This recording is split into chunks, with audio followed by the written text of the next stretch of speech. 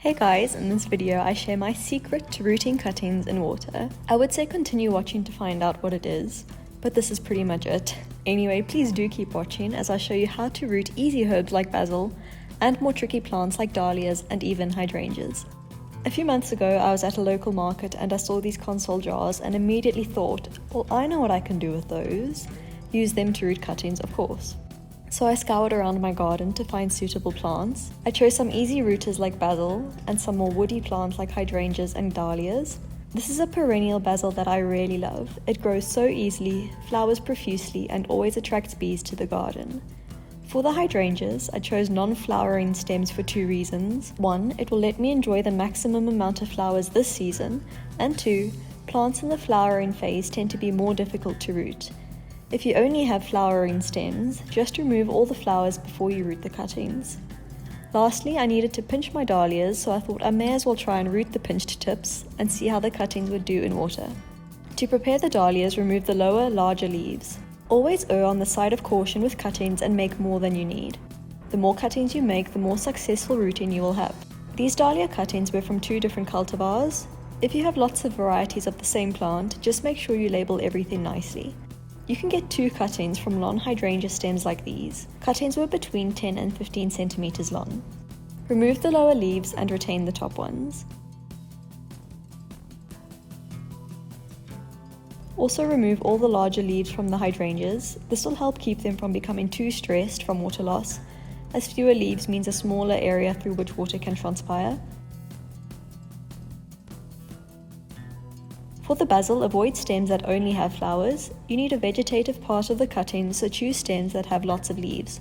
Remove all the flowers as well. Also strip the leaves lower down on the stem, so only naked stems sit in the water.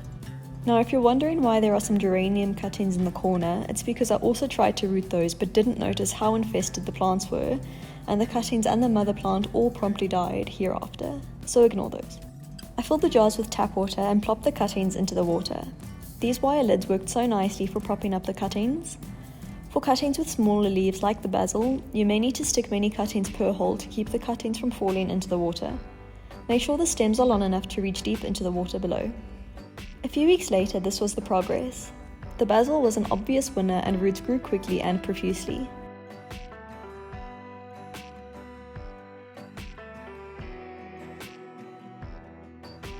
Dahlia roots were also relatively quick to appear, although the cuttings were more susceptible to rot. So while you definitely can grow dahlias in water, I think solid media will work a bit better. What really surprised me were the hydrangeas. You might not be able to see here, but they even started to grow some tiny roots. Hydrangea cuttings can be a bit finicky, at least from my experience, so I was really happy to see them all looking bright green and healthy even after a few weeks in the water. I must also mention that you should change your water as often as possible. Stagnant water can quickly become algae infested, which cuttings don't really like, so make sure they always have fresh water. The cuttings stayed a little too long in their pots and I should have planted them sooner, but I eventually got around to doing it. You can see the extra month or so in the water increased root growth a lot, but some of the leaves did suffer. To transplant, I filled pots with Caltera potting mix. I also added some bone meal. Its high phosphorus content boosts root growth, which is especially important for newly rooted cuttings. When transplanting, make the holes deep enough so the entire bottom part of the stem up until the first set of leaves sits in the soil. This dahlia cutting had a mild case of powdery mildew, so I treated it with a contact fungicide, watered it in, and kept it in a humid, semi-shaded spot. Newly planted cuttings should not be exposed to direct sun or harsh heat. Hydrangeas prefer an acid soil, so I added an acidifying fertilizer to the soil just before planting. Did you know that hydrangea flowers turn blue in acidic soils because aluminium is more concentrated at lower pHs? Because aluminium is toxic, the hydrangeas take up the ions and store them in a non-toxic form in their flowers. So that's pretty cool.